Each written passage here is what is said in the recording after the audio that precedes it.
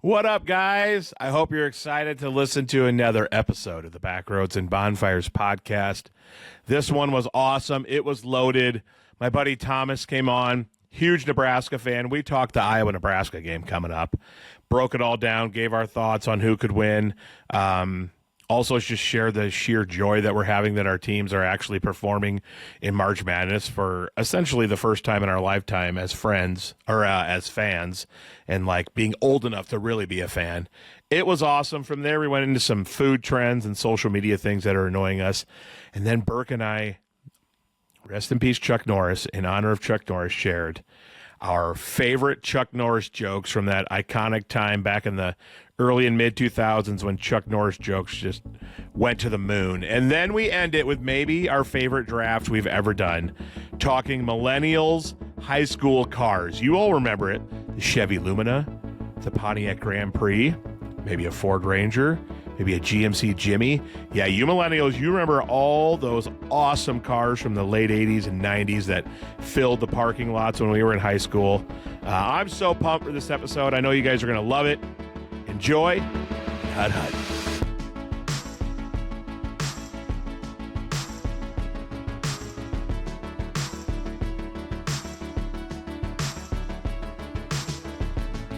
Ladies and gentlemen, it is another episode of the Backroads and Bonfires podcast, decked out in my Hawkeye gear.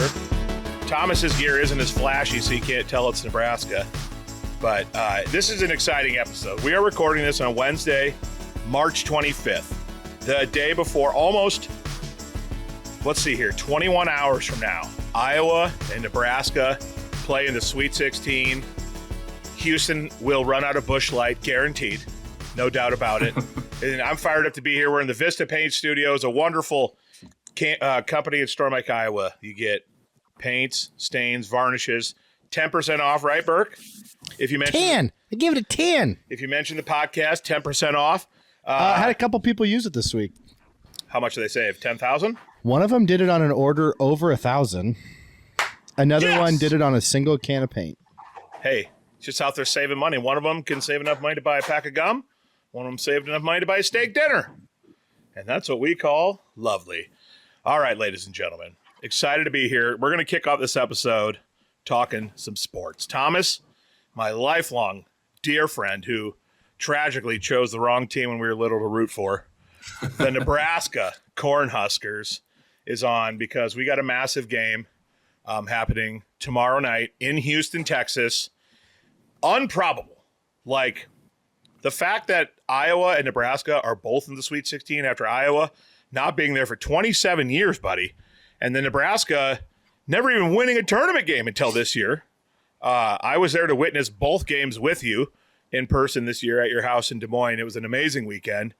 But what's your thoughts right now about this? Is Nebraska a basketball school? Well, first of all, appreciate you having me on the pod. Yes, sir. First time on here, long time listener, of course. Yeah, I mean, I believe so. As you know, we talk all the time about sports, and one of the main things I've always said since day one is so happy to have Fred Hoiberg. Yeah. Know that he's going to turn it around for us as long as we give him enough time, and that's what he's done. So, who was the coach before Hoiberg? I don't even remember who it was. Guy with glasses. He coaches, Nerdy guy with San glasses. Jose State right now. I don't know why I can't think of his name. I just remember he was a nerdy guy with glasses. Miles? And his last name was Miles. Yeah, it does sound right. I'm right. So I'm always right when it comes to sports. He must have left quite an impression.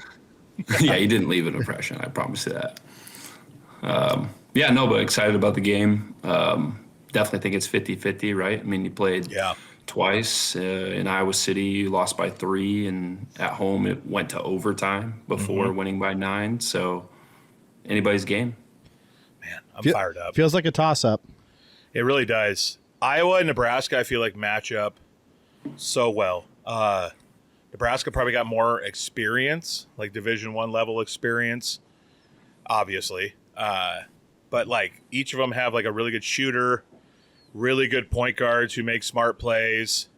Now, Nebraska has like the hustle and effort, I thought. All of a sudden out of nowhere, these players for Iowa, Fulgaris, Banks, guys that Thomas knows I've been frustrated with throughout the season. All of a sudden, we're out here out-rebounding Florida, making all sorts of crazy plays. Like Fulgaris is averaging, I think, 17 in the tournament. I don't even know what's happening right now. It's crazy. crazy. It's also been fun to watch Iowa, as you know.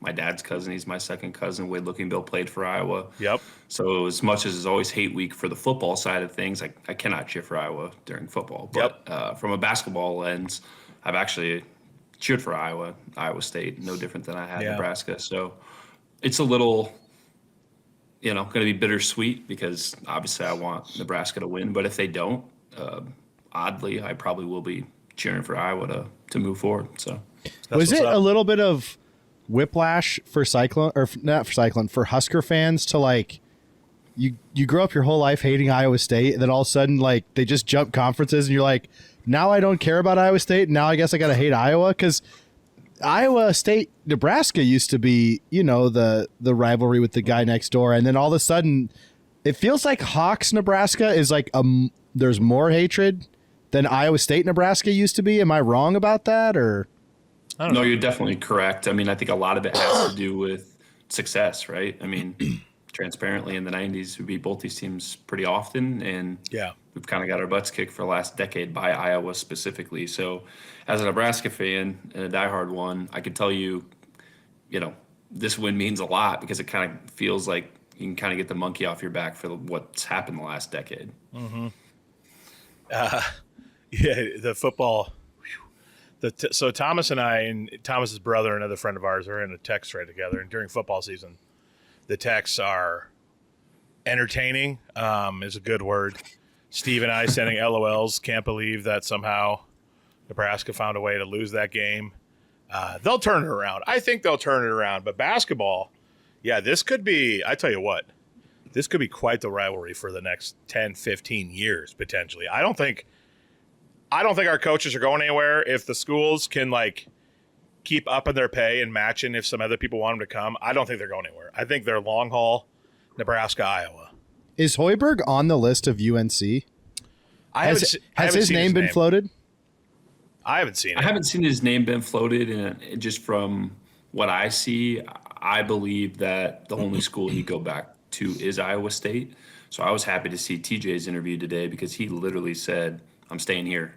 And Ped knows that's my biggest thing with coaches. It's is he going to leave or is he not? And I'm like, well, Matt Campbell didn't get on a podium, just say, hey, I'm staying here. I was like, so I actually think he's going to leave. And eventually he leaves. Same thing with Fred the first time around. So the fact that TJ said that, I feel really strongly that Fred will stay at Nebraska. Where did Fred go after Iowa State?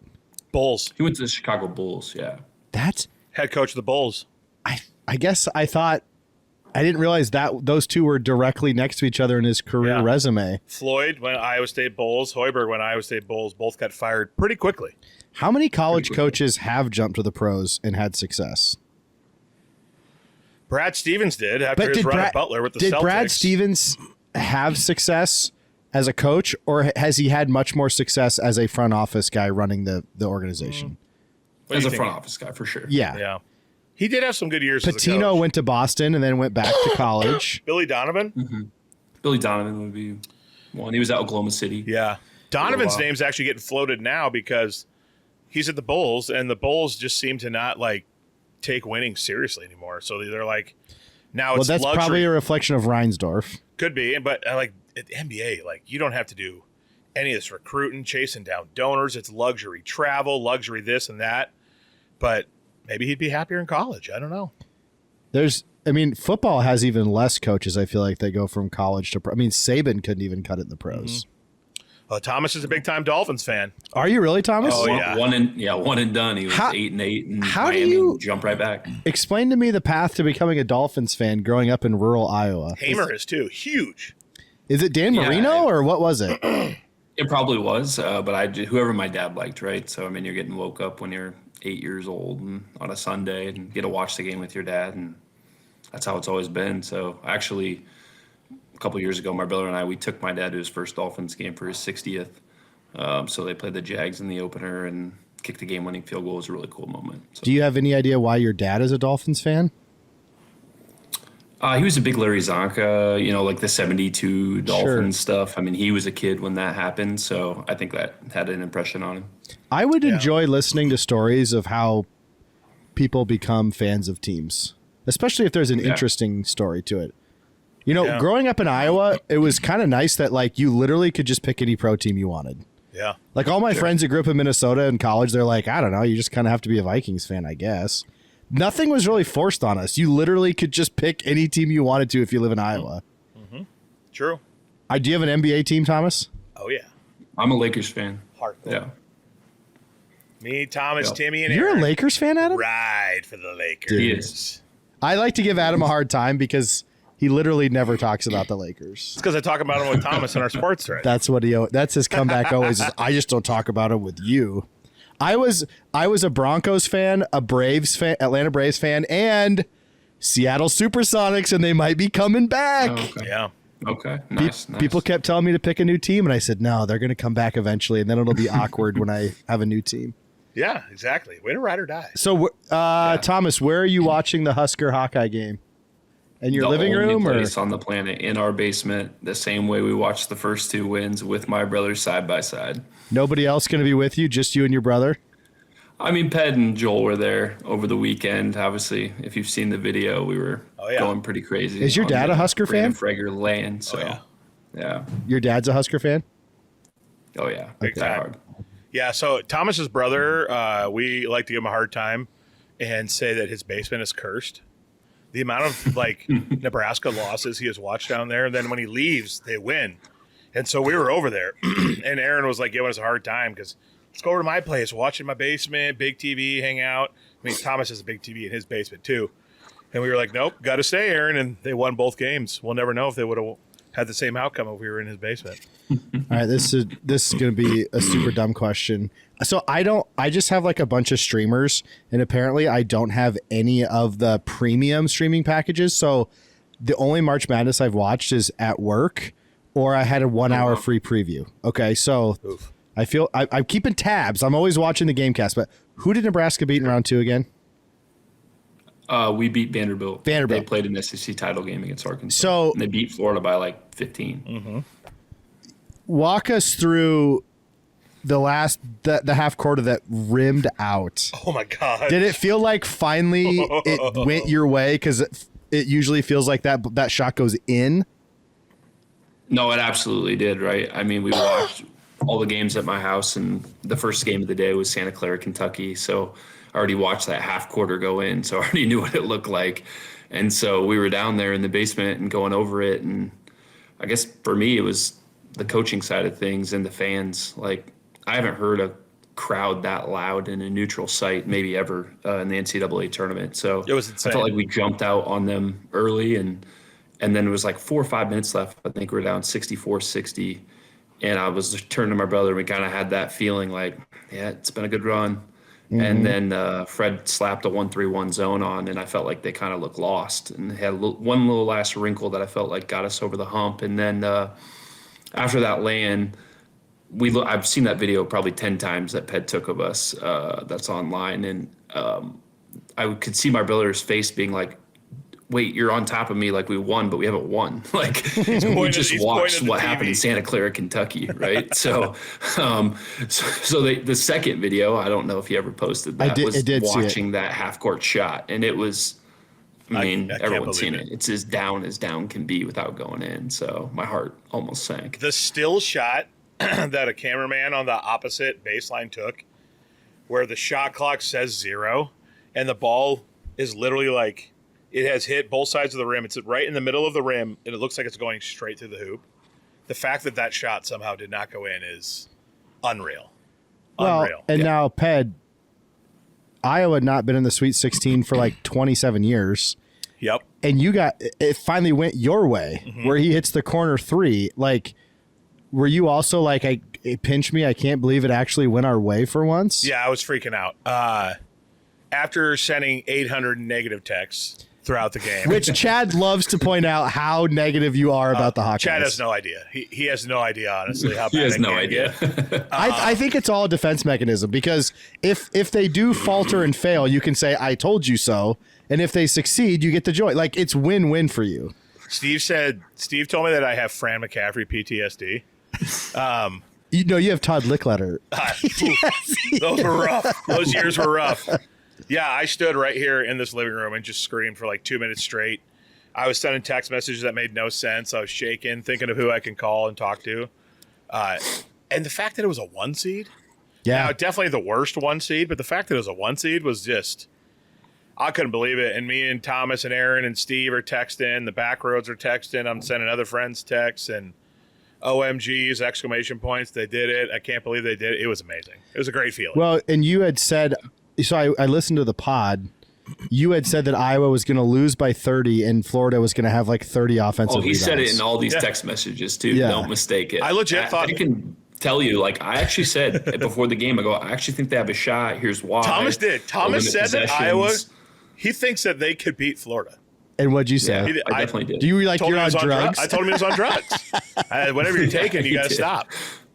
Like, I legit thought Florida might set the NCAA record for offensive rebounds. Because don't they have like a 7-footer? Yeah, and they lead the country in offensive rebounds and overall rebound. Their big stud post player had 0 points and 1 rebound. I can't. How do you explain that? I don't know. It's just amazing. But it worked our way. All of a sudden, Iowa was rebounding, crashing the glass, like forcing turnovers. It's wild. Man. Isn't it great when sports actually go your way? Oh, it's the best. Oh, it's the best. Like, it's never going to happen with the Twins, so I need the Hawks. Well, in 2021, the Braves won the World Series, and the year before, they blew a 3-1 series lead to the Dodgers. Yep. And we had some good teams, and it just, I don't know. I've been a Braves fan from the 90s. Yeah. I mean, they won at 95. I was only 9. It's been a lot of like good, but not good enough. Mm-hmm. And in 2021, stuff just kept breaking our way, and I couldn't believe it. And you were with me the night they won the World Series, and I'm still riding that high. Like, I don't even care if the Braves are good this year because I still have 2021. Yeah. I was in disbelief. Like, I've watched so many other people get to celebrate their team. It finally happened to me. Yeah. Yeah. It was good. I'm going to try to, I say this now, I'll see how I feel tomorrow night. I'm telling myself I feel like I'm going to be happy with how the season went, even if Iowa loses tomorrow. A lot of that could change. Can I go on FanDuel or something and bet like $5 for an Iowa State national title game? Oh, yeah. What would that pay out? I mean, $5? Good. Probably over 1,000. I don't know. Wouldn't that be the craziest title game? Like, the state of Iowa, it would be wild. Iowa could go on a revenge tour here. We could beat Nebraska. We could beat Illinois. We could beat Michigan State. We could beat Iowa State. Will it happen? No. But they could.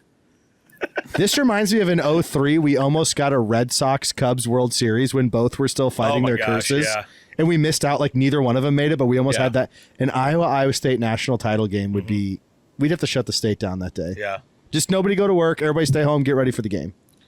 Dude, okay, let's talk storylines in this game, Thomas. So we got maybe Nebraska's best player, to one of their 2 or 3 best, Price Sanford, played for the Hawks. Now he plays for Nebraska. His brother graduated from the Hawks 4 years. He's a really good Hawk. He's going to be there watching his alma mater, but probably wanting his brother to win, I assume.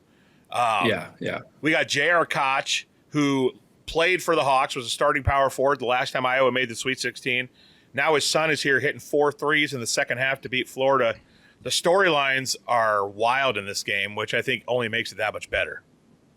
Absolutely. Yeah, I mean, I really feel – I'm assuming that Peyton and Price are probably close like my brother and I are. So I would have to think that there has to be a small lean to Nebraska from Peyton cheering in this game. I could be wrong, but I'm sure he's a little indifferent too. Kind of got that feel of like whoever advances, I can still cheer. So, and what probably helps him is, I mean, I guess Cooper Koch was teammates with him last year, but it was only 1 season. Otherwise, there's not a single person on this team that he was close with and friends with. So that probably helps be able to cheer for Nebraska. Sure. Yeah, I think so too. That's a great point, that if there was more people that he had played with, then maybe he'd have a little more investment than just his brother on the Nebraska side. Yeah. All right. Let's break down the tail of the tape. So what are the keys tomorrow? I feel like Iowa and Nebraska play such similar styles. I'm not sure. I mean, does it literally come down to, because we were 2 of the worst rebounding teams in the Big Ten in the regular season. I feel like it's got to come down to limiting second chance points is honestly going to be the deciding factor. Yeah, I think rebounding will be numero uno. And then the second big thing is starts. I mean, if you look at the 2 games that we played, he went off. I think he had like 25 or 27 of the 57 points. And then the second game, he went a little quieter. I want to say he only had like 14 to 16. He was pretty quiet against Florida, right? And then 3-point shooting, I would say as well. I think that those are the 3 things I would look at. He's been quiet this whole tournament. He's 9 for 33 so far in the big dance. Wow. But Fulgaris has stepped up big time. So that actually is kind of scary. You gotta think he's going to turn around. If Iowa's winning without him, like if he does turn it on, like they become even that more dangerous, right? Yeah, I mean you got to think he's going to turn it around. So I don't know, man. It's going to be. They know each other so much. Do you guys have a little friendly wager, like not money, but like is somebody owe somebody a dinner or something, depending on this outcome? No. Already made that mistake once. No, not before this. Adam, you don't believe in the Hawks? You're not willing to wager a dinner or something? I mean, I would gladly bet a stake on it for sure. Yeah, I mean, next time I'm in town after Nebraska wins, and Bet can take you and I out for steaks, and on some miracle, if Iowa wins, then I'll take you two out. So I think I have the bet. Some miracle. If the Hawks win, Thomas has to take me and Adam out for steaks, and if Nebraska wins, Adam has to take me and Thomas out for steaks. So either way, Burke gets steaks. It's a win-win for Burke. Yeah, I think as the guy who brokered the deal, I get like a finder's fee. I'm fine with this. Yeah. Okay. I'm good with that. Oh man, it is. I don't know, man. It's hard to explain the feeling that tomorrow night, one of our teams, for the first time in our lifetimes, is going to be in the Elite Eight. It's crazy. Because March Madness means so much to our friendship, so much of our growing up with our buddies is centered around watching March Madness at your parents' house, at our Sioux Falls tournaments, filling out brackets. It's so nuts that one of our teams is going to be in the Elite Eight tomorrow night. Man. Yeah, I mean, as good of a season as Nebraska's had, right? Started 20-0, finished second in the Big Ten.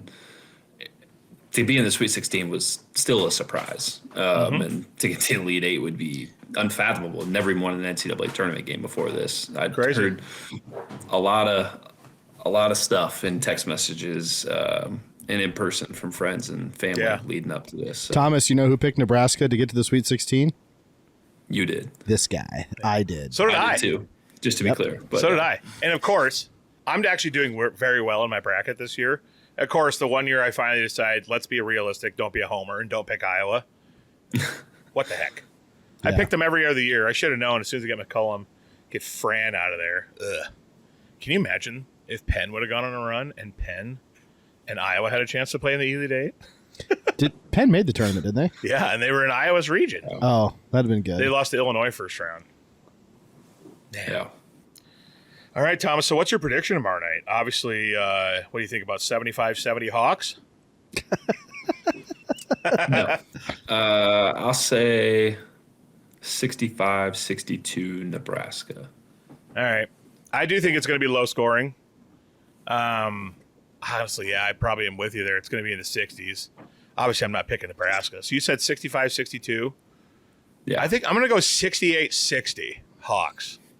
Jeez, an 8-point win? 8-point win. Hawks are just going to keep getting better. Okay, do I get to make a prediction? Yeah, please. Yeah. I'm going to go... It's the first ever tie.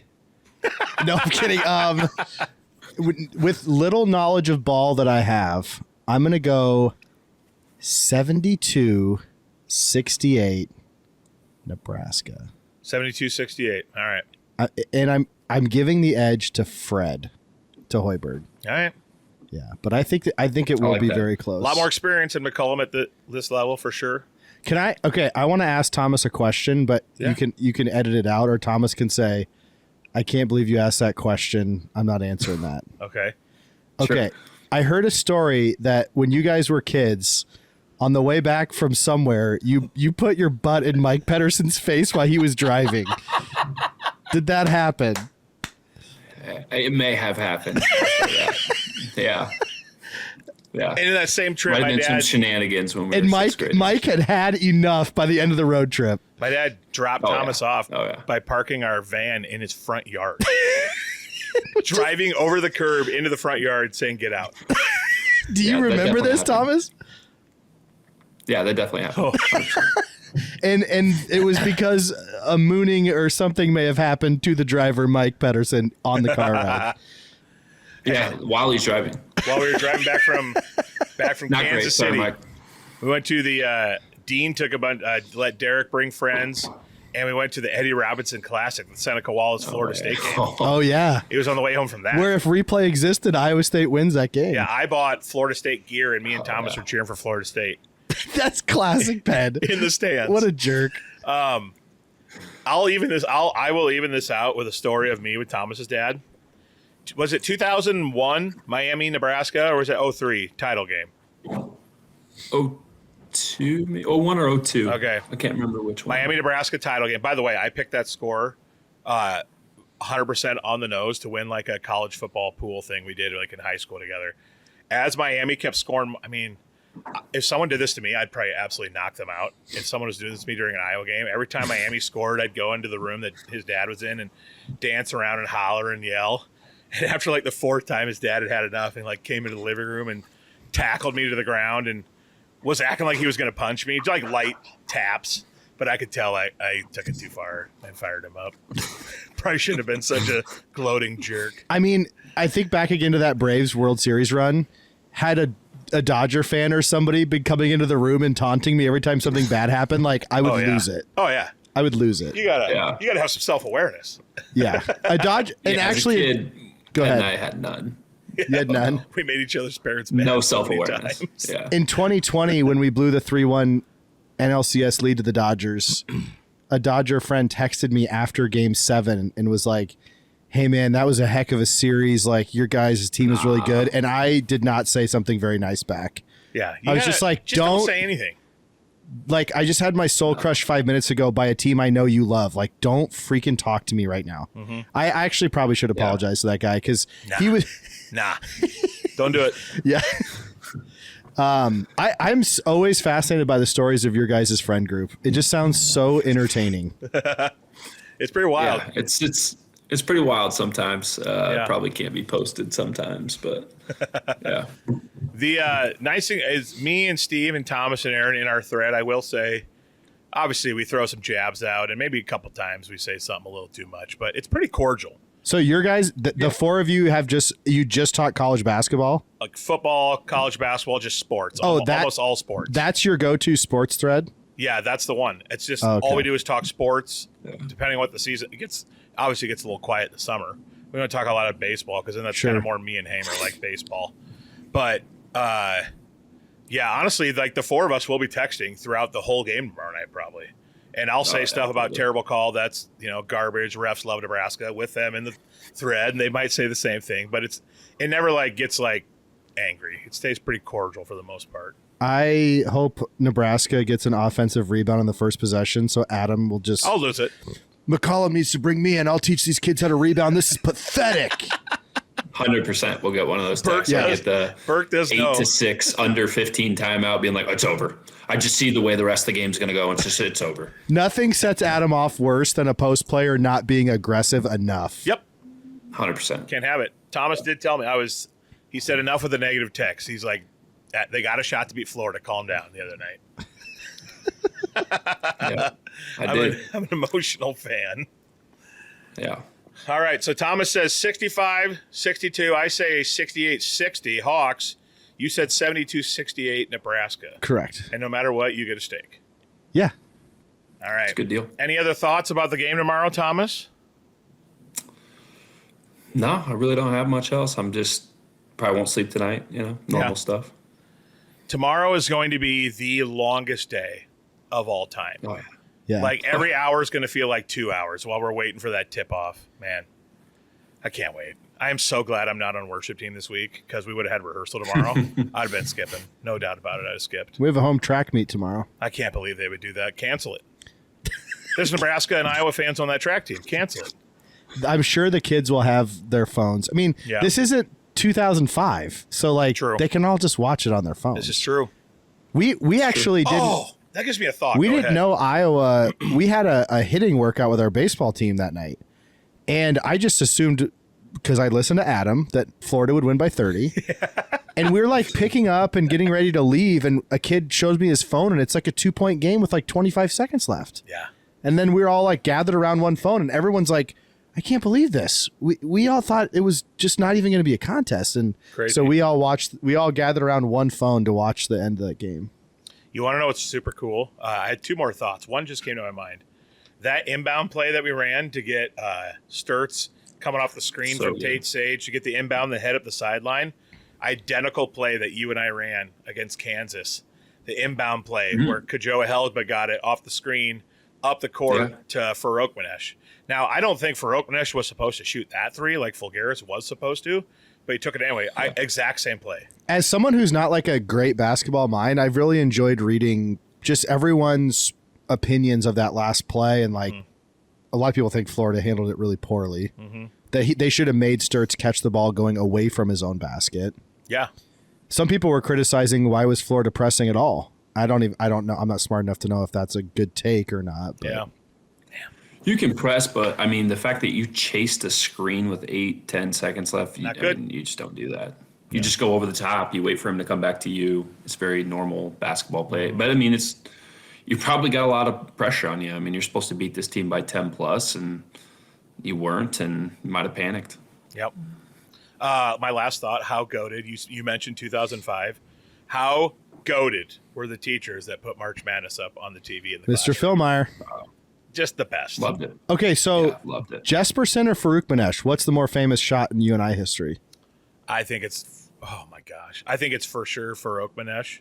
I'd say like 60-40. Was Kansas a 1 seed? The overall 1 seed. Okay, so that Kansas was Is that why that's more important than Jesperson? I think so for sure. Kansas was picked like in 98% of the brackets that year in the ESPN Bracket Challenge to win it all. Was UNI they were not an at-large.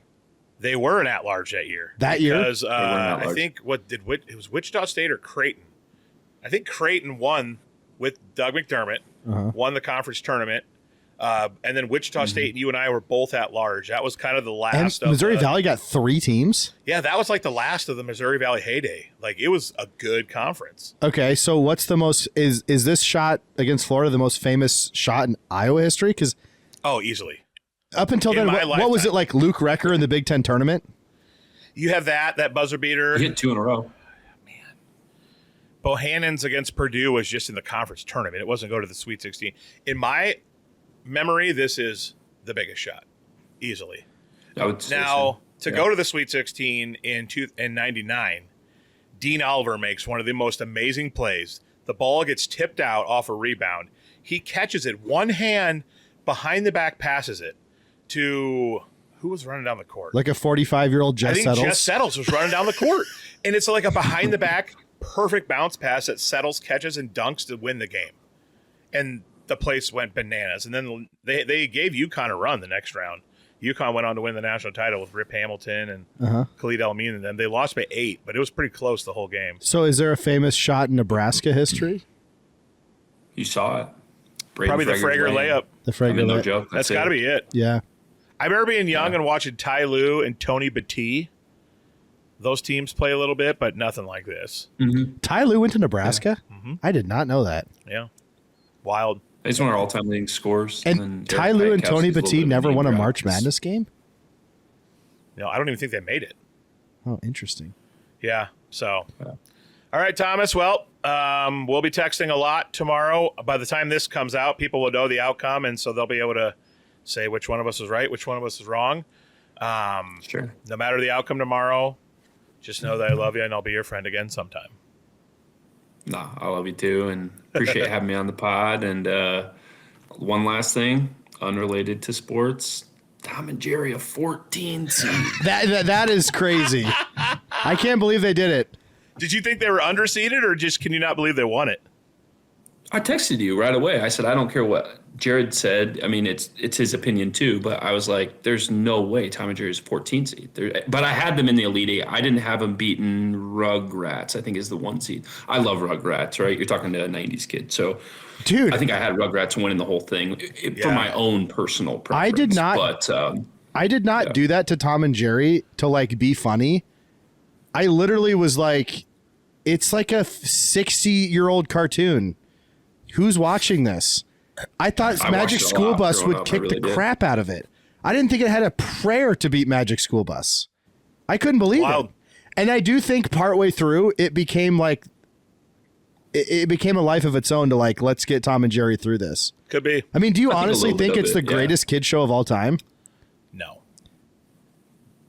I don't. Mine was Rugrats of what you put up. And then, I have kids, right? 5-year-old twin daughters. So like Bluey is huge in this house. So is Paw Patrol. Yeah. There's something called Unicorn Academy that's on Netflix that they absolutely love. It's kind of like a Dragon's Harry Potter kid show, but those are the three. I really thought Ninja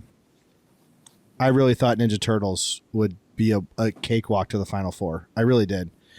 And I'm still pissed about Doug. Doug losing the first round is just so stupid. Can you believe that? No, but so tip of the cap to Jared Thomas. You are going to love next year's March Madness bracket. Ped and I are already hammering it out. We're thinking about doing a selection show, live reveal of the bracket. You're going to love it, buddy. It's going to be so fun, so much fun. Everyone's going to love it. I just know it's going to be a good topic. Oh, I can't wait. It's great. No, it's awesome. Yeah. Can't wait. All right, brother. Well, I'm going to say go Hawks. Obviously, you're not going to agree with that. And we'll see what happens tomorrow night. It's going to be a wild one. Can't wait. Skurs. All day. All right. Peace out, dog. See you, man. All right, Burke. That was exciting. That was fun. The old Huskers Hawkeyes. My gosh. Skur? That's a thing. Skurs? Skurs. That's what they love. Skurs. Man, I can't wait. We've shortened Cornhusker to Huskers to Skurs. Yep. When Nebraska does something good in football, I'll text in the thread Skurs with like 8 Z's at the end of it. So you like never text that? Pretty rare. They're pretty bad, aren't they? Yeah, pretty rare. Oh man, like Thomas mentioned last week, we were in Des Moines, had an amazing time. Just nothing better than just hanging with the boys, watching basketball. I was happy for you all weekend. I was like, good for Adam. You're a good friend. I bet that drive down you were just giddy. Like, this is gonna be great. I couldn't contain my excitement. Yeah. I was drinking my coffee, just living the dream, driving there, knowing we were gonna do nothing but watch basketball for the next 3 days straight. It was a beautiful break from work. Ate amazing food, had the bops. Yeah. Every time I eat it, I'm just reminded. But you never have the chicken sandwich, right? Nah, I just get the burger, man. What did I get? Chicken Sammy is elite. They have a burger there that has 3 patties on it. Oh, yeah. 3/4 pounder. It was awesome. Yeah. Man, Bebop's was good. 3 patties in this economy? Unreal. Can you believe that? Unreal. And it was like $10.99. Unreal. Not bad. So we had Bebop's. We had Raisin Canes. We had this great Asian place right by Thomas's house called De Rice. At like 9:30 one night, I was craving ice cream, and I DoorDashed a Freddy's Dream Shake. I would never DoorDash ice cream. There's no way it doesn't show up melted. $7 for the ice cream that I paid $20 for after fees, and feeling like I needed to give them a decent tip just because they drove all the way out here with just ice cream. Nothing makes you feel just dumber than when you hit like confirm on a DoorDash and you're like, why did I just pay that much money for that food item? Yeah. When that happens, though, it reminds me of like, yeah, we're nostalgic and childhood was great. Man, would I love to go back sometimes, but it's cool to like just be able to do something like that as an adult. Just like DoorDash some ice cream. I would never DoorDash ice cream because I feel like it would melt. It showed up a little melty. Do they bring it in a cooler? No, I threw it in the freezer for about 20 minutes and we were good to go. One thing I do DoorDash when I'm at my mom's in Ankeny is I will DoorDash Panda Express or Chipotle. Yeah. Or scratch that, not Chipotle, Poncheros. Yes. Great. Yeah. Thomas has an absolute top tier neighborhood for like walking and running. Really? I went out for a 3-mile walk every morning and it's just this beautiful neighborhood that's no busy roads, nice, just beautiful houses, friendly people, awesome sidewalks and streets to walk. It was very pleasant. Went out for a nice morning walk every morning, and then there's this awesome coffee shop by his house. I'd drive there, and like Joel and them were up by the time I got back or chilling, go get coffee, and then not long after that, the ball would start. Man. So did Thomas and his brother take day off work and stuff? Oh, yeah. They both took all the days off work. Mm-hmm. At one point, we went to Big Grove Brewery to get some food and watch a couple games. That place is super cool. And Thomas manages a Chuck E. Cheese, right? Yeah. He's general manager of Chuck E. Cheese. Who has that job, by the way? Who's like, I'm a general manager at Chuck E. Cheese? I don't know. Is there still Chuck E. Cheese around? There is. I went to one in Laredo, Texas with some of our youth group kids. We were in the mall hanging out, and some were like, we want to go to Chuck E. Cheese. And I told our youth pastor, I was like, well, I'll go with them if you want an adult to go with them, and then hung out and played games and stuff. I went to a Chuck E. Cheese a couple times in Des Moines as a kid. I remember the animatronic band. Yes. Yeah. Yeah. And then at some point that was my first time ever in one. In my elementary years, Discovery Zone like surpassed Chuck E. Cheese as the go-to birthday place. Yeah, I've heard that place rocks. What was there a pizza place maybe similar to Chuck E. Cheese with the word Joe in it? Like Happy Joe's? Happy Joe's Pizza. I feel like it's something different. There's Happy Joe's Pizza. My grandpa apparently liked to go to a place called Billy Joe's Picture Show, I think. It was a pizza place that showed movies. Huh. And you could just get a pizza delivered to you sat at a table to watch the movie. It was a movie theater with tables instead of seats. But my grandpa liked it because you could smoke in there too. Nice. Just like smoking, eating piece of pizza, watching a movie. God, it's great. In our lifetime, you could smoke in airplanes while flying. In our lifetime? It ended in the early 90s. Wow. Can you believe that? No. You could go up in a pressurized cylinder in the sky and just rip heaters. So I worked at Village Inn in high school, and we still had a smoking section. Yep. And it was like, we didn't think the smoke would just waft over to the Literally. non-smoking section. You sit in the smoking section or the non-smoking, and all you smell is smoke.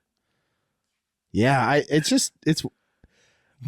people forget, like, I saw on the internet sometime, people are like, it's hard to explain to kids who didn't grow up in the 80s, like, just how much everything smelled like cigarettes. Yeah. Like, everything. Yeah, and they changed that rule when we were in college, I remember, because I remember the first night going to the bar with friends when you couldn't smoke in there anymore. There was not a smoking section anymore, and I remember leaving, and we were all like, our clothes smell nice still. Isn't casinos like the only place you can smoke now? Uh-huh. Yeah, man. Dude, remember the stories of how teachers would smoke in the teacher's lounge back in the day? Dealing with them kids all day, you got to take the edge off. Well, and I've seen pictures in old yearbooks where schools had a smoking section for students. They had a set of bleachers outside. I guess when you're 18. It was outside. It was the smoking bleachers. Could you leave class to go take a smoke? I don't know if they gave smoke breaks. Can we talk about this for a second? But like, you literally had a set of bleachers outside that was for kids to smoke at. Why did we reward smokers in this country? Like, legally, you have to give smoke breaks. Like, these people have chosen to do something that's horrible for their body, but they got to go leave work every hour and a half and just hang out outside while I have to stay in here and work, and I don't have a good excuse to leave? What are we doing? Yeah, like, I hear what you're saying, and I agree with you. I don't think the answer was to take smoke breaks away. I think it was that workers just need a break every hour and a half for like 10 minutes. Okay, that's fair. So my dad used to be a smoker, and then he gave it up. My dad was too. And he was so annoyed by the smoke break thing that he would take a smoke break but not smoke because he just while he was a smoker. No, when he was not smoking anymore. He was just annoyed by it. He's like, you don't know if I'm smoking. Yeah. I'm going outside. I'll be back in 5 minutes. Buy a pack of cigarettes to take with you, but never smoke them. Yeah, Same pack, 30 years. I think he was just like, it's the principle of the thing. It is. Why do these people, and this is coming from a guy who used to smoke, but had given it up. People are going to watch this episode and be like, is Adam okay? His face is so red. It doesn't look that red. I got a good sunburn today. It was awesome. Is there anything else we're forgetting that's just like, I can't believe, like, I just remember a lot of people's cars smelling like cigarettes. Like, I'd get in the backseat of some friend's car and just smell like cigarettes. Yeah, over the weekend, bowling alleys. Bowling alleys used Big to time. just smelled like cigarettes completely. Over the weekend, me, Thomas, and Joel were laughing, talking about one of our close friends growing up. No one that he moved away early, and no one who would listen to this and be offended. But his parents they smoked so much. And we would go over there and hang out, have sleepovers, and we would always be like, man, we are just going to be sitting in a fog of cigarette smoke all night long. It is so bad. I remember our parents we'd come home and our parents would just be appalled by the stench. And Man, we were just laughing about what that was like. One night we went down to bed and Joel brought a can of aerosol, like air freshener with us and was spraying in the room. All it did was make it worse. Why don't you guys just like call an audible and be like, hey man, actually we're all going to stay at Joel's house? Yeah, maybe we could have, or just slept out in the yard. If smoking wasn't bad for you, would you do it? Boy, I don't know. I've never smoked a cigarette in my life, so like, oh, I have. But I can admit that when like Don Draper sticks one in the corner of his mouth, like he looks pretty cool, and it's something to do. But like, if it had all the smells and all the like, it had every side effect except it was not bad for you, would you do it? We talking like healthy for you or just not bad for you? Well, they're not. It's not like a superfood. It's not like doctors. It's just like it's a net negative. It's a net zero. Like, hey man, this won't hurt or help you. Do it if you want to. I don't think I would. The smell is on you for so much. It's on your teeth. It's in your mouth. I love to have a cigar. I probably like when it's nice out, like the nice months. I probably have a cigar once a week. And even then afterwards, I'm like, my mouth tastes gross now. But I love having a cigar. I still wouldn't smoke given the scenario I just laid out. Yeah. Because I don't want to spend the money either. So spendy. But sometimes I wish I had a habit that was like that, where it's like, it's something to do.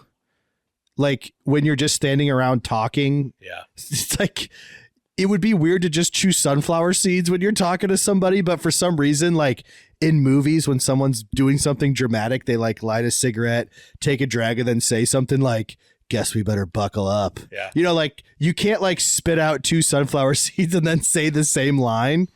I just feel like it would be cool to have a hobby that like was something to do with my hands or something like that. You know? I'm just picturing someone trying to be like so cool and spit out seeds. Well, it reminds me of the Ace Ventura. Remember when he's in her office and isn't he eating bird seed though? No, it's sunflower seeds, and then he's just like mealing it up and he's dumping it all on the desk, and she goes, "Do you want an ashtray?" And he goes, "No, it's a filthy habit." As he's like pulling sunflower seeds out of his mouth. It's so funny. Oh man. Burke, I am annoyed by these cooking videos. People are using chips to crunch up chips as breading for something, or chips in a dish, and they're cutting the bag open the long ways with scissors to then dump the bag. Is this when they have like a tinfoil tray? Yeah, and they'll be like, "Here's a block of Velveeta. Here's 5 cans of SpaghettiOs," and it's like if Chad Buchholz took one bite of that food, he would literally just die. He would pass away. Yeah, he would implode. It's all processed food, and they're just like dumping Doritos and Velveeta cheese. My main problem is the way that these people are opening the chip bag. I don't think it looks cool for the video. That's what's bothering you? Take your hands and open it like a normal person and dump it out. What are we doing? The sideways cut, trying to look fancy, it annoys me. You're still a redneck opening Lay's, you dummy. I watched, by the way, speaking of cooking videos, I find myself repeatedly sucked into watching these bayou crab or like crawfish boils or whatever. Where they're putting it all in the humongous thing? Yeah, so he's like, and he's always like, and then we got that slap your mama sauce right here. Yeah. And we come on in. You're going to add about 20 pounds of that booty. Yeah. I love watching those. I watch them all the time. Southern Boys Outdoors is my favorite. I think so. I think that's what I've been seeing. Yes. I never want to eat the food. It looks so good, though. I don't think so. I've had is it called a crawfish boil or crayfish? What's it called? This is like this one they do like jambalaya. Some of them do crawfish. I've had crawfish boil. I've been to one of those. Same. Put on by somebody from Louisiana. Like too much work. Like, so what I'm saying is like you can't say like, well, you've never had an authentic one. I have. Yeah. I did not enjoy it. Yeah. It's also very little meat. I know. I did it once too, and I was like, I just burned 2,000 calories opening crawfish shells. Also, the corn and the potatoes, it was seasoned so spicy, I could not enjoy the food. I was like sweating. Yeah. And I was like, why does everybody in Louisiana just want to be sweating all the time? Watch already 100 Watch degrees John Candy in the movie JFK. Like he's just sweating. And it's like some guy in a seersucker suit. But my point is, I've been watching these crab boil videos or whatever, but I never want to eat them. Mm-hmm. And I saw one where this lady was on a Blackstone. Okay. And don't Blackstones have like a hole you can plug? A hole you can plug. So stuff like, because stuff will run into a trap, a grease trap. Oh, it does have a grease trap. You can plug that, yes. She plugged that. Oh, no. And then on the Blackstone, she put like crab legs, imitation crab meat. It was like, and then a bunch of spaghetti noodles, Alfredo sauce. She flooded the Blackstone with like a seafood Alfredo pasta meal. No. And it was all like imitation crab and it Just do that in a pot. It was split screen with a chef giving commentary. Yes. And he was just destroying this lady. Does he have like a beard goatee thing, glasses? Yes. That guy is Chef Reacts. He's my favorite. And he's very like dry and sarcastic. Oh, yeah. So good. I don't know why this lady ever tried to do this on a Blackstone. It's appalling. Just seafood has to be cooked in liquid in a pot. Or like if you're going to do salmon or something like that, you pan sear it, or scallops with some butter. But the crabs, lobster, stuff like that, it has to be done in a pot in liquid. Apparently you can cook crab legs on a Blackstone. Jeepers. Burke, tell me about this ramen adventure you've been on. Oh, I've been dinking around with ramen. Yeah, you told me the other day and it sounded really tasty. Yeah, so Chad's going to hate this too, but that's okay. He's come to hate everything I eat. Love you, Chad. So get a package of chili ramen. Now, when I say chili, it's not chili like a chili cook-off. It's just like a spicy ramen. Cook it like normal. Yep. Leave a little bit of water. Well, I always strain my ramen and then I put fresh water back in. Oh, interesting. Just a little bit. Yeah. And then put your chili powder packet in, but also if you can buy cups of like creamy Jif peanut butter, like to-go cups, people do it for like, I don't know, apples or celery. Just take one of those cups, put it in the ramen. The heat from the ramen and the water, it will just melt the peanut butter. And then put a splash of either soy sauce or coconut aminos. Yeah. And then you get yourself a spicy peanut ramen. Sounds amazing. It's creamy too. It's very, very good. Sounds so good. And then you can put a little you can put chicken in it. You can put tofu. You can put whatever you want in it. If you want like something a little more hearty in there. Sounds like it almost like is the cousin to pad thai. Yeah. Because I love pad. It's one of my favorite Asian dishes ever. And it's got that peanut butter sauce and the peanuts on it. It's so good. But what's nice is like you could throw a package of chili ramen in your lunchbox, a to-go cup of peanut butter, and just take a little. Every one of us has Chinese takeout where they give you the little packet of soy sauce. Just save one of those. If you don't want to take a bottle of, it's like a whole easily packable lunch to go. You can make a microwave and get like a creamy, spicy peanut noodle. Kaboom. It's really good. I love it. I think I am going to try it. You should. I might try it, honestly. I have ramen here and peanut butter here and soy sauce here. But do you have chili ramen? I do not. You need the packet because that's the heat. All right. That's the heat to the whole thing. All right. I'm going to go get some chili ramen. I like this idea. I might have some at my house. You made me like Thai peanut noodles once or something. And I think I came over to your house and ate, and it was amazing. Yeah. It tasted so yummy. I'm a big fan of spicy peanut Asian food. Yeah. All right, Burke. Well, by the way, I'm going to continue this ramen journey. Okay. I recently with like 10 recipes. I recently Googled, you can just buy like a big resealable package of dehydrated vegetables. Yeah. You know how you buy like, there's some other company besides ramen. It's like Yakisoba or whatever. You know how, or if you just buy ramen cup of noodles, you know how you open it up and there's like dehydrated corn and all this stuff and the hot water reanimate. You can just buy a giant bag of that. So just, again, take a scoop of that. Now you've got some veggies in your ramen, in your spicy peanut ramen. I'm going to keep trying to dress up ramen because it's very easy to make, and I like noodle dishes. Yeah, noodle dishes are amazing. Yeah. All right. You got a perfect song for us? I do. I'm excited to hear it. I don't believe we've touched on this artist. I do think it's almost an underrated, forgotten artist from the 2000s. Okay. When I say it, people will go, they're not forgotten, but I'll go, when's the last time you listened to them? It's Incubus. Wish You Were Here. It's a good song. It's fantastic. Great song. Now, Incubus's catalog is really good and deeper than people realize, but like Incubus is a great band with a lot of different sound textures. They have the DJ, they have the heavy guitars. Brandon Boyd's voice is incredible. Yep. By the way, that guy has aged really well. Yeah. He looks really cool. He's like 50 and looks cool. I as think heck. a lot of rockers age well for some reason. I mean, some don't, obviously. He's so obviously like a yoga Pilates sit on the beach and like has never had a heart rate above anything stressful. He just seems like super chill guy. Yeah. So, but Wish You Were Here by Incubus is my perfect song of the week. And if you haven't listened to Incubus lately, please go do it. Incubus is great.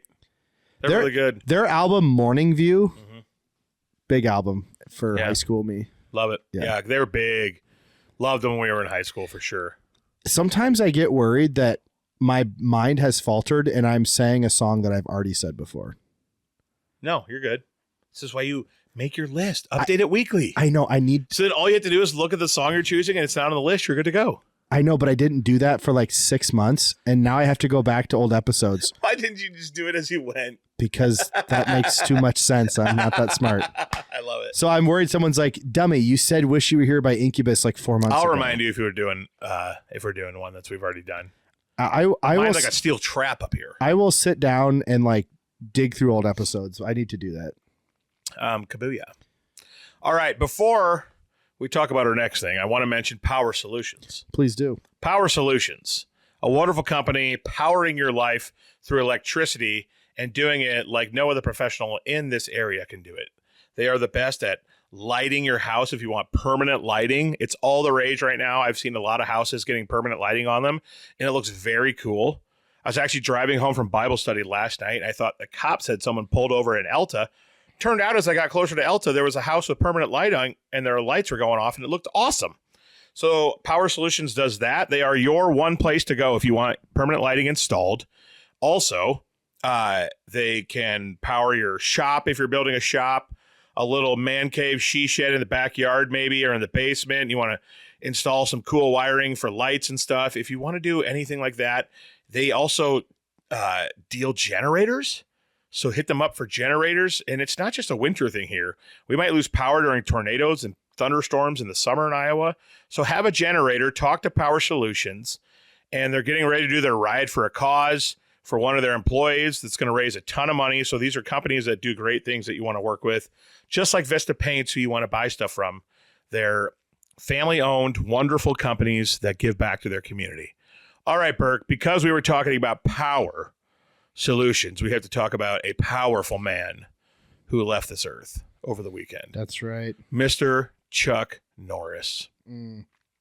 Honestly, an absolute legend from Walker, Texas Ranger lore, and it only got bigger when you and I were in college, and the Chuck Norris jokes craze happened. So Chuck Norris, I remember watching Walker, Texas Ranger, but then like he went to another echelon when Conan had the lever. Yes. And then I feel like the Conan lever happened before the Chuck Norris jokes. Yep. But do you remember the Conan lever? I do. So good. Conan's the best. So it happened when Universal and NBC merged. Yep. And Conan was like, hey, now I can show Walker, Texas Ranger clips royalty free, basically. And he would always show the most out of context, unbelievable. Yes.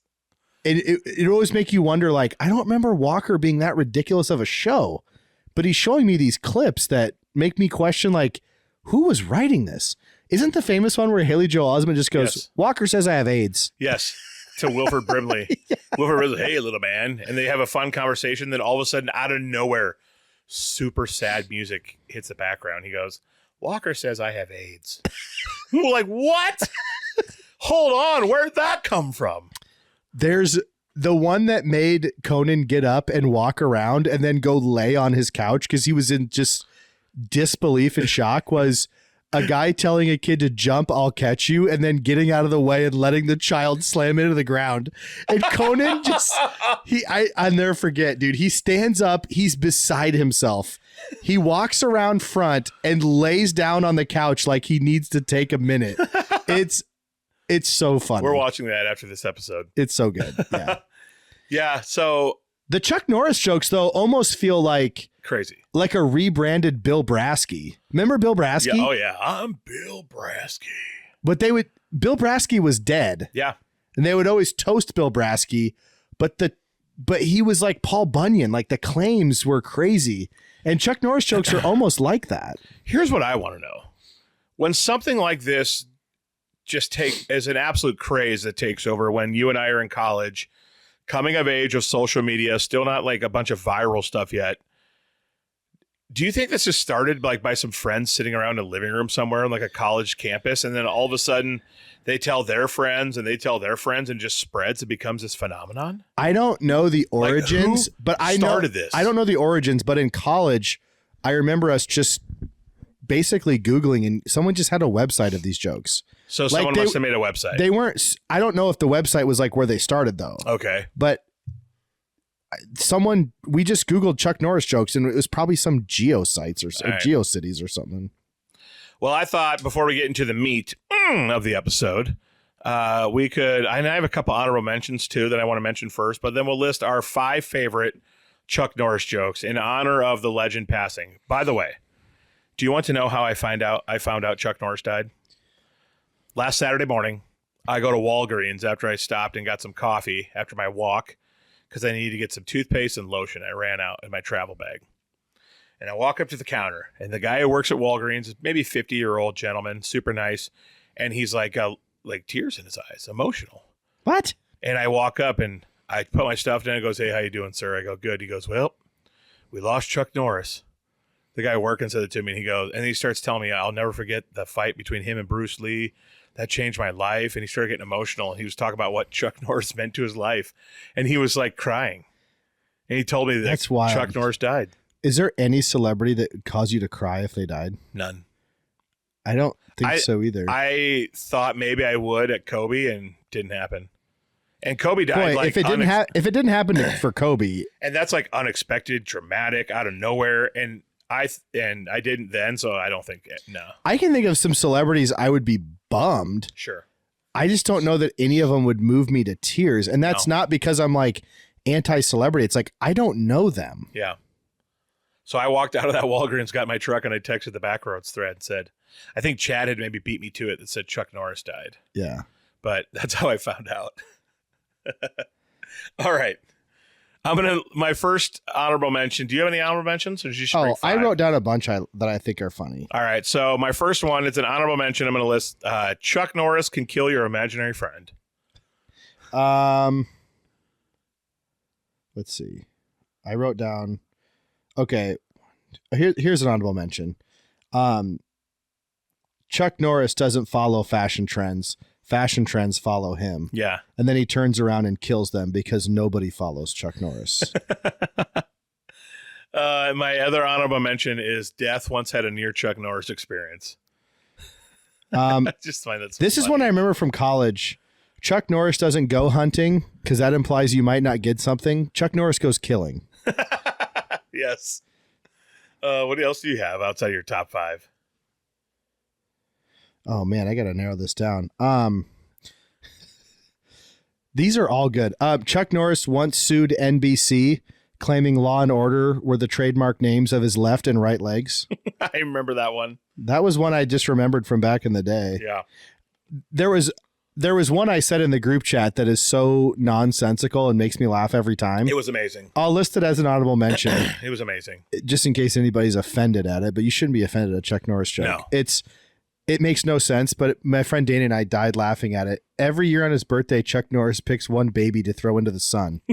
It's just so stupid. It's so and funny, I just remember it was like 2 a.m. and we're in college and we're just dying laughing at this joke because the absurdity of it. Why is he picking a baby to throw into the sun? It is great though. And why is Chuck Norris doing it? Yeah. All right. I have my top 5. Do you have more honorables? 2 more. Okay. When Chuck Norris donates blood, he just asks for a bucket and a gun. Jeepers. Oh my gosh. And we'll go with there is a list of Chuck Norris's enemies. It's the list of extinct species. That one I have heard.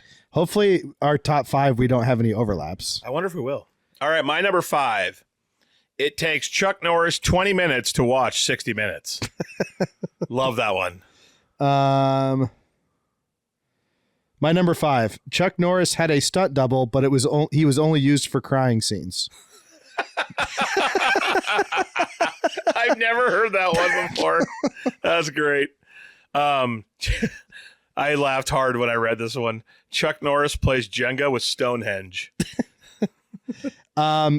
His email address is gmail@chucknorris.com. That's funny. When Chuck Norris turned 18, his parents moved out. Another honorable mention. Chuck Norris, after his birth, drove his mom home from the hospital. Solid. Okay. My number 3. It took 3 women 52 hours to birth Chuck Norris. Yep. Another one that makes no sense, but is funny. My number 2 is literally the one you just said. When Chuck Norris was born, he drove his mom home from the hospital. Oh, you should just edit that part out of me saying that. Yeah, it's all good. Okay, my number 2. Chuck Norris's diary is called the Guinness Book of World Records. Yes, it's a good one. All right, my number 1 What if we had the same number 1? It would be wild. My number 1 is Chuck Norris knows Victoria's Secret. That's my number 1. My number 1 is Chuck Norris can do a wheelie on a unicycle. I actually remember that one and almost put it in my top 5. I actually Googled Chuck Norris jokes and was surprised at how many of them I just remembered. But that it took 3 women 52 hours to birth Chuck Norris wasn't listed anywhere. That's just one that stuck with me since college. Makes no sense, but it's just so funny. Nor was the throwing a baby into the sun on any website. Oh, man. All right. Well, rest in peace, Chuck Norris, a true legend. I watched every episode of Walker, Texas Ranger. The most memorable episode for me is when he fought a grizzly bear in a cave and roundhouse killed it. Oh. Unbelievable. A lot of roundhouse kicks from Chuck. There's a lot of roundhouse jokes. Yeah, there is. Old Chucky. One of them was like, what was it? Chuck Norris is the only person to successfully time travel. He can actually roundhouse kick you yesterday. Yeah. I saw a roundhouse one. Chuck Norris is the only person who can roundhouse you in the back of your face. Yeah, that was another funny one. Yeah. Or Chuck Norris lost his virginity before his dad did. That's another funny one. Oh, man. All right, Burke. The meat of the episode. Brought to you by the Cherokee Locker. Yes, locations sir. In Storm Lake and Cherokee. Obviously, they started in Cherokee many years ago, and they have a retail location in Storm Lake also. Hear me out, people. I'm not here to bash grocery stores, but if you're going to buy meat, there's 2 places you should get it. Locally from a farmer, and they'll process it at the Cherokee Locker for you like I do. Or go there to their retail, get yourself a pork chop, a steak, a burger, a pork burger, thick cut bacon. They have 22 different flavors of beef sticks. They sell a lot of grocery items in the Cherokee location too, and I think the Storm Lake one as well. People, I promise you, if there's one thing I have ever told you that I know and I will put my name on, is that you will eat this locally grown, locally sourced meat, and it will be the best you've ever had. So the Cherokee Locker is where you need to go for your next grill out. Go buy a roast for that beautiful crock pot meal you're going to do for the fam, whatever it might be. We love them. Super pumped to work with them because it is where I take my cattle for processing, and I wholeheartedly believe in their product and what they're doing there. So Cherokee Locker, hit them up. By the way, they have, is it 8-packs? It's 8-packs or 6-packs of quarter-pound beef hot dogs. For $6. You're not going to beat that. That's like $12 at grocery. Yep. It's crazy. They said that I asked them once, I said, can I get all beef hot dogs from my cow? And they said they're working on setting up the processes for it. What do you need to do to make an all beef hot dog? I'm not sure. You probably have to grind up some of the beef, the fat. There's other things you probably have to add to it. You have to get casing, have a casing machine probably.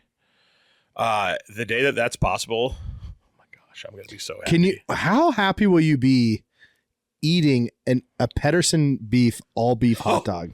I'm not. I might die. I have to imagine I might die. That feeling for you is probably similar to someone like me, like holding their child for the first time. You aren't wrong. You'll just be like cradling that all beef hot dog, being like, I can't believe this came from my farm. It's gonna be great. I can't wait. You'll be at the Cherokee Locker, like looking through the window as they're processing the dogs, like a dad at a maternity ward, and another farmer will be like, which one's yours? You'd be like, that little guy right there. That's mine. Just like we all look at their babies in the that's my guy right there. Yes. Hey, for the people watching on YouTube, sorry my shirt's got stains on it. I work at a paint shop. That's okay. And I was working outside today and got a little dirty. I had cornstarch stains on the back of my ankles earlier because I had to apply. So we all got them. Shout out to Chris. Just started listening to the pod. Love you, Chris. Don't know who you are, but like you. Came into Vista Paint and said he listens to some, national mainstream pods.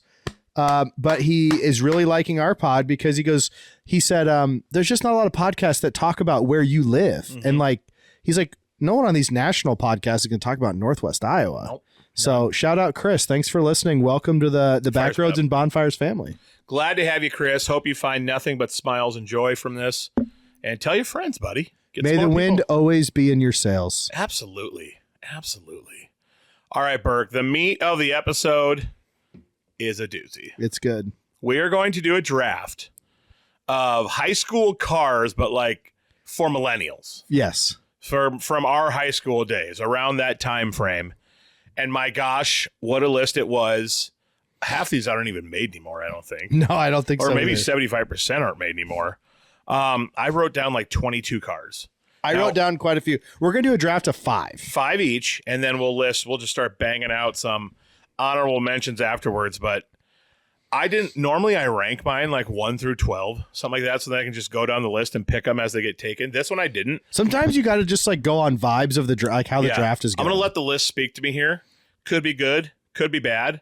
You won the last draft, obviously. Which one? The last one I posted, the 90s sitcom characters. I was shocked though. Some people were like, "Yeah, Burke's number 1's terrible." No one likes Homer Simpson. Why? People said I went too Seinfeld heavy. And to that, I say you went too not educated heavy. Well, one person said, and I've heard this from numerous people, we weren't allowed to watch The Simpsons. Makes sense. Which I do know. It's crazy to think that it's way better than South Park. Well, it's crazy to think that in 2026, anyone would ever think early Simpsons episodes were edgy. But I do remember them being a little edgy back then because Bart was eat my shorts and whatever.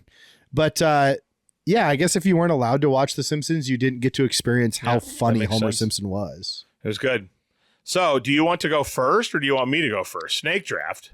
So if I go first, you'll get next 2, or you can have, if there's one you think we might be fighting for. You can go first. All right. Snake draft. I'm going to go first.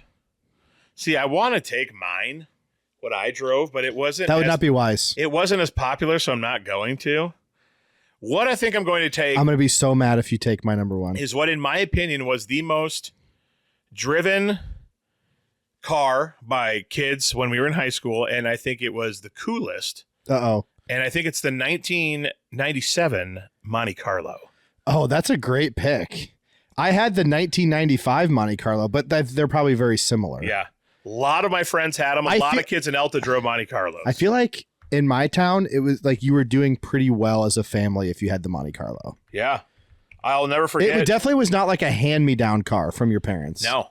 I'll never forget Tom Hinkle when he got his, drove out to the farm to show it to me. Same with Brett Hahn when he got his, drove out to the farm. And I was like, it's a nice car. Yeah.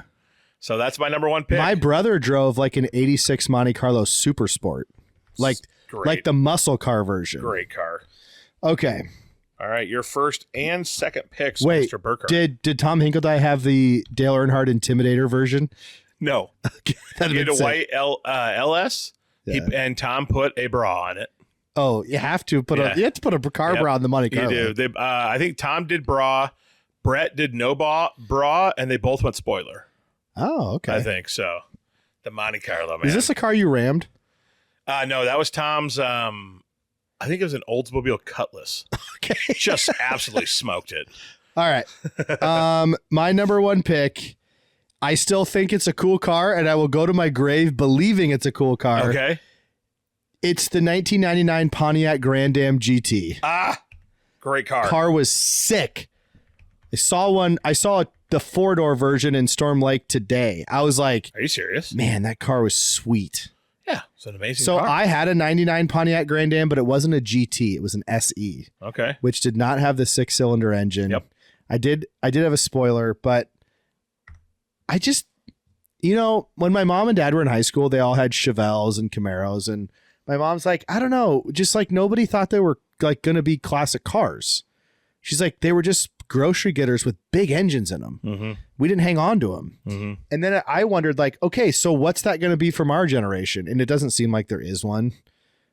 I really believe, though, There's not. if you have like a mint condition like Pontiac Grand Am GT, I think you're cool. Millennials would see that, turn their heads, and be instantly taken back. But nobody else would think it was cool. No. But you know what? There's a lot of millennials and older people out there who would. Yep. All right. That's a great car. I have to take another one. And by the way, our rule is it can't be a different year, regardless when a So Pontiac Grand Am's off. yeah, when a style of car is taken, it's gone. Yep. Okay, I'm going to go with maybe the most prevalent car. Okay. It's the 1998 Ford Taurus. And also because it's a Ford from that era, like the back is riding lower because the shocks are crap. Yeah. The Ford Taurus, like any Ford from that era, eventually the back just sags because the shocks are bad. Yeah. But these are the ones with like the rounded headlights and just no sharp edges on these cars. Sure. Yeah. Brad Great Elder car. Drove one. Great car. Brad Elder showed up to college with that Ford Taurus. The Ford Taurus. I had a friend, and you want to know something crazy? One of my college roommates had a white Ford Taurus. And like the first 10 times I rode with him, I always noticed that where his airbag sat in like the steering wheel area had been deployed. So finally one day I asked him, I said, what happened? Did you get in a bad wreck in high school or something? He told me he was driving home from football one night after a game, Mount Air, Iowa, deer country out down there. And a deer ran straight out of the side of the road. He had his window down into the side of his car. Deer's head came off inside the car, and the impact of the deer smashed the car. The deer was decapitated? The deer ran into his car. His car like took the deer head off. He had deer blood on him. The deer's head was in his car, and his airbags got deployed. I said, there's no way that's a real story. He said, I swear I can call my mother right now if you want. That's the kind of story you tell your parents when you show up after dinking around in your car and like spinning out and hitting a light pole. You're like, no, it was a deer. And that's crazy. To this day, how does a deer get decapitated? I believe him. It sounded very believable. If I was him, I would have taken a lot of pictures because knowing no one was going to believe that story. Yeah. And he was, and I would keep the pictures in the glove box. Yeah. He was same great as us. So he maybe would have had a flip phone or like a Polaroid camera. I don't know. You can't tell me that guy didn't have a 24-shot disposable camera somewhere on him. Good call. Okay. What's your next pick? All right. My next two picks, 2 and 3 are, oh man, there's so many options on here. I'm going to go with one that was very prevalent in Elta that I saw a lot around Storm Lake and stuff too. And that is okay, hold on. Okay, you took the Grand Am. And the Taurus, yeah. And the Taurus. I'm taking the 1995 Pontiac Grand Prix. Oh, Grand Prix was on my list. 2-door. Got to be 2-door. Pontiac's answer to the Monte Carlo. Dude, those cars were so nice. A lot of people had them. I'm going to do that. All right, and my third pick. Burke, this is tough, man. I'm going to go the 1992 Chevy Lumina. Oh, the Lumina. Z34. I think there's a couple of these in Alta. There is. Yeah, my cousin had a Lumina. It was like a cool like slate gray with like a orange or red like pinstripe. Great car. Hit a skunk with it on vacation. Great car. Nice call on the Lumina. Yeah, Chevy Lumina, man. I haven't. That was a big one back in the day. So this is my next one. My third and fourth picks. Yeah, dude. I don't know how I'm going to do my final two picks. Okay, my third and fourth picks. I'm going to go with the 1994 Ford Ranger with some rust over the rear wheel wells. So rust on the rear wheel wells. That's the exact same year I wrote down for the Ranger as well. Yeah. Dude, I had multiple people that I was in high school with had that Ford Ranger single cab. Or did it matter? Yeah. No. Because they had the single cab. Yeah. Dang, that's a good car. A little rust too. Ford Okay. didn't deal with rusting a lot back in the day. It was mainly a Dodge thing, but the Rangers did. The Rangers had the rust. All right. Do I take another truck? I'm a little torn here. This is hard to do, man. Yeah. I already know what my fifth pick's going to be. Okay. I just got it blocked off. Unless I take it. All right. God, I wish we could do 7. Well, we can if you want.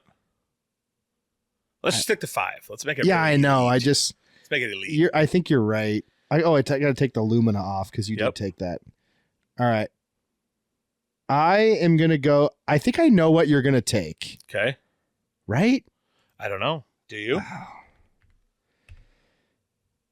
I will take the 2001 Chevy Cavalier. I almost took Cavalier as my third pick. And it's got to have What year? 2001? Yeah, and it's got to have graduation tassel hanging from the mirror because a girl's driving it. Oh, I love it. And the CD holder on the visor where they just slot God. in. Yes. I'm being very specific. And I forgot about the visor CD holder. Just pop that baby out and right in. Oh, and one quarter panel is faded and like clearly aftermarket from hitting a deer. That's going to be hard to put in the graphic. No, don't put that in the graphic. Oh, okay. It's just that's a little treat for the listeners. Okay, nice. I'm giving specifics here. The 2001 Chevy It's just got Cavalier. a slightly faded quarter panel where you're like, yeah, that one's aftermarket. She hit something. Yeah, man. That's a great pick. Chevy Cavalier was much in the running for me. All right, my fourth and fifth picks. Oh my gosh, there's so many ways I could go here. I think I got to go with one that was very prevalent in Elta and a lot of small towns probably. And it was the 1988 S15 GMC Jimmy. I see. That's why I didn't take what I was gonna take because I felt like I was gonna take the cousin of the Jimmy, Okay. the Chevy Blazer. Such a good car. I chose not to. One of my buddies had our former one of our baseball coaches when we were little, who happened to be one of our friends' like older brother that was a lot older than him, sold one of my friends his 1990 GMC Jimmy for $200 when we were in high school, and we loved that car. Yeah. It was so awesome. It Can you ran imagine forever. buying a car for $200? $200? Crazy. My fifth pick, Burke. This is the hardest draft pick I've ever had to make. You're putting the year and the model for the graphic, Yep. right? Yeah. On this podcast, I've never had to make a harder pick. I'm choosing between 3, and I'm gonna go. I'm trying to decide, do I want to play to the girls, because there was a car that girls loved, but I think I'm gonna go with something that I saw a lot of, and it was the 1996 Pontiac Bonneville. I had Bonneville on my list. Yeah, could be a bad pick. We'll see. One of my best friends had the. What year did you pick? 1996 Yes. Pontiac Bonneville. He had that. It was like red. His was like red. It was I think 96 or 95 was the first year where they made the newer body style. And those things were sweet. Yeah. I remember I had a girl who was a friend who had one, and I just loved it. It had like super comfy leather seats. Yes. Those Pontiacs too had very memorable like instrument panels. Yeah. Yeah. With the knobs and all that stuff. And the air vents, you could like spin them. They were like circular inside of that. Mm-hmm. Yeah. Those are your last pick. That's your last pick. That was my last one. All right. I'm going to get very specific with my last pick. All right. I'm going to take the 1992 Geo Metro hatchback. Geo Metro. It's blue, but it has a black hood. The hood is a completely different color because the kid in your class that's a gearhead, he bought it from like a salvage yard. He's been dinking with it, and it smells like cigs. Yes. You know what I mean, though? Oh, 100%. 100%. It's got a completely different hood color that doesn't belong. Yeah, Spencer had the salvage yard where occasionally like we would load up in someone's car and go like look for a quarter panel or a door or something that was totally not the same Please make color. sure you put down Geo Metro hatchback. Yep, 1992 Okay. Geo Metro hatchback. Okay, what are your honorable mentions? Holy cow. I had ones I really wanted to include. So I wrote mine down, but I think I was the only person in our entire school who drove a 91 Dodge Dakota. I had Extended cab. I had a 99 Dodge Dakota. Okay. Okay, let's go back and forth. So you said Dodge Dakota. Yep. 96 Chevy Blazer. Okay. Great car. 1989 Buick LeSabre. I had 98 Buick LeSabre. Okay. Yeah, we always drove the older style, it felt like. My buddy drove a 1973 Buick LeSabre in high school. Wow. He called it the Caddy of 73. That is old. And he rigged up stereo speakers from his house in the back window. They were just loose and like they were wood box speakers from like a home entertainment center. I love that. And he used to think it was the funniest thing when he'd road trip us to basketball games. I love it. Just slamming on the brakes so the speakers would fly and hit us in the back of the head because they were just laying loose in the back window.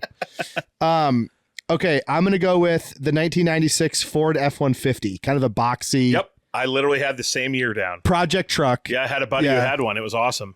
He made it his point all 4 years of, well, I guess he had his license for 3 years. He said that he never wanted to have over a quarter tank of gas in it. Over?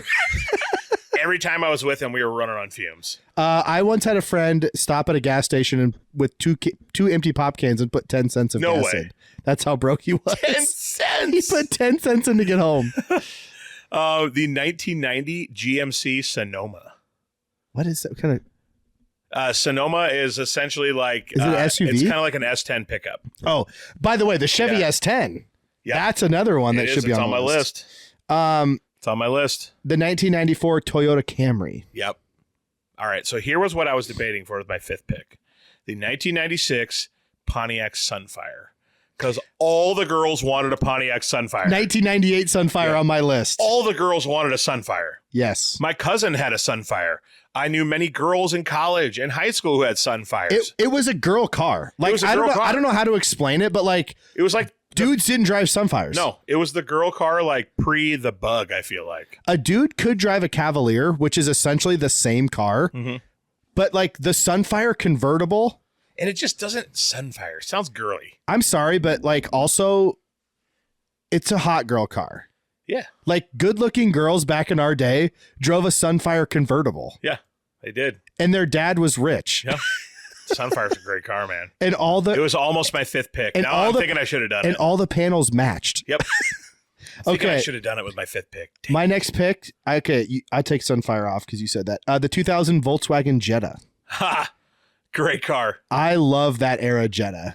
And like it was always like kind of a cooler, like quirkier kid. Like Yeah. it was a certain kid would drive a Volkswagen in high school, which reminds me, my brother had a friend that drove a Volkswagen Carmen Ghia.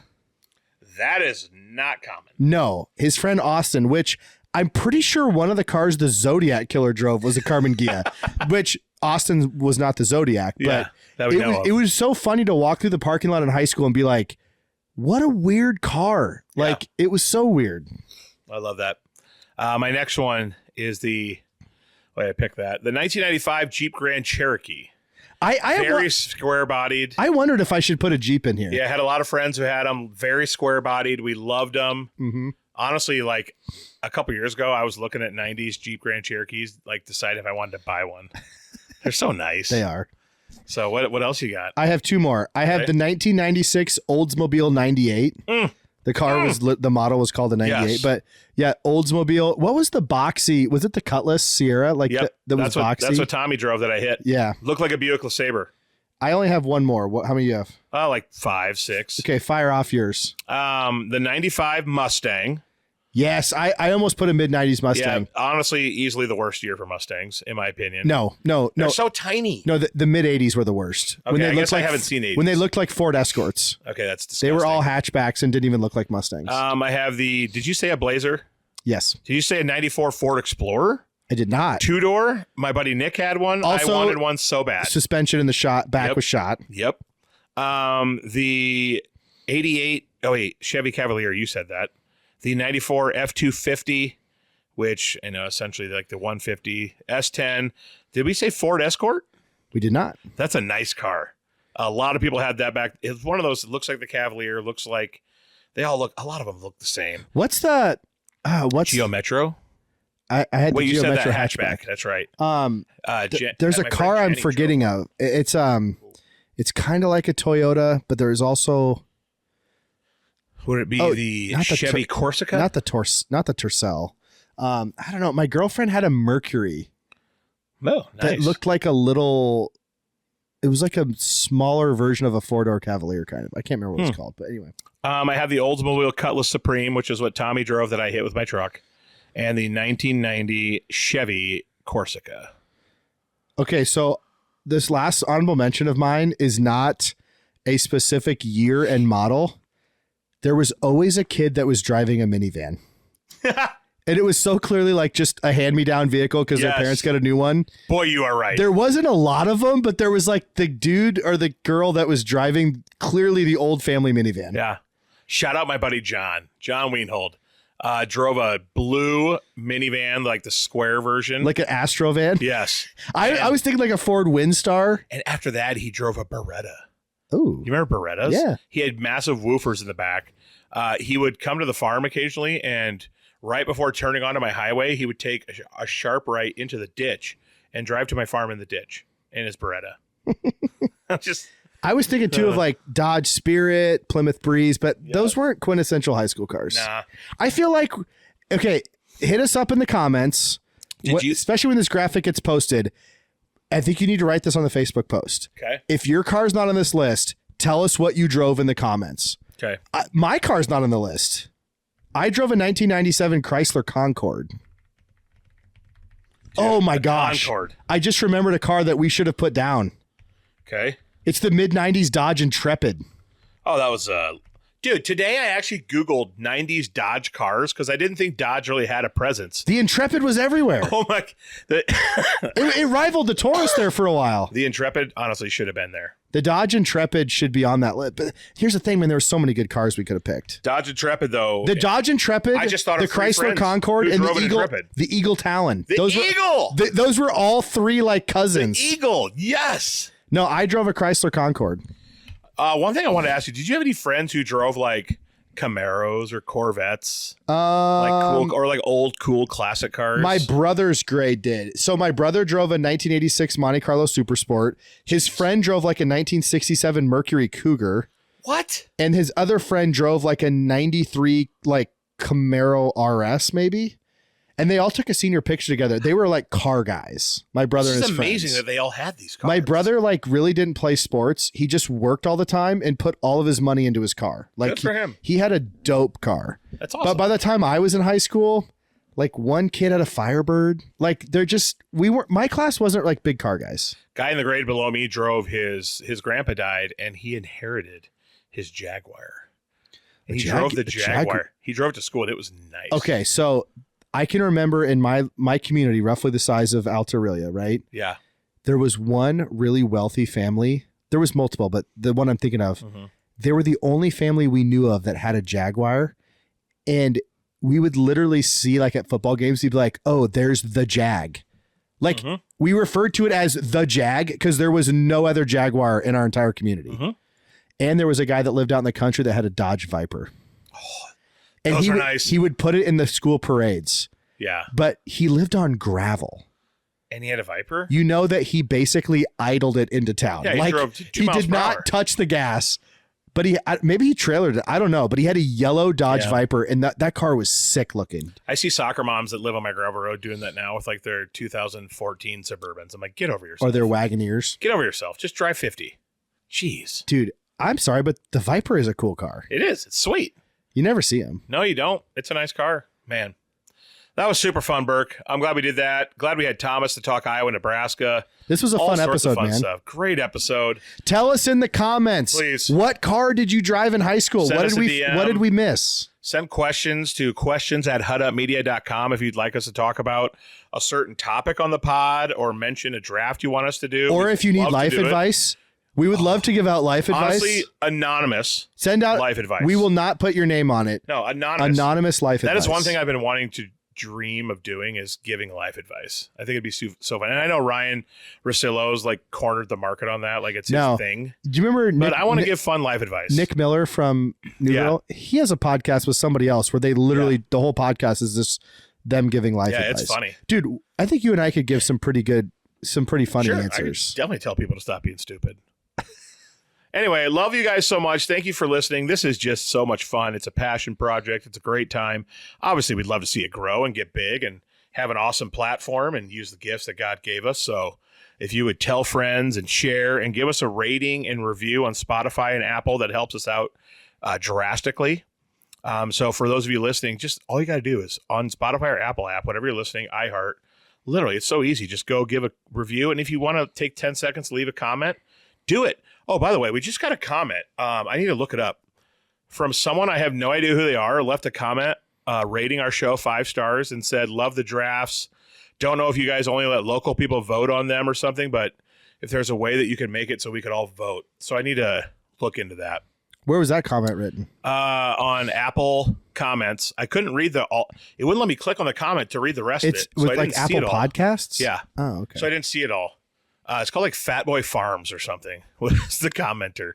But people, once you hear this podcast, you'll know if Iowa won or lost, Nebraska won, Iowa State won. What a joyful, amazing time. March Madness is here. One thing you will know by now is, did Burke get a steak dinner? Yes, you will know. And I think the answer might be yes. TBD, though, tune in next time to find out if Burke got his steak dinner. Love you guys. Hut, hut. Go Hawks. March Madness is here. We'll see you next time for Backroads and Bonfires.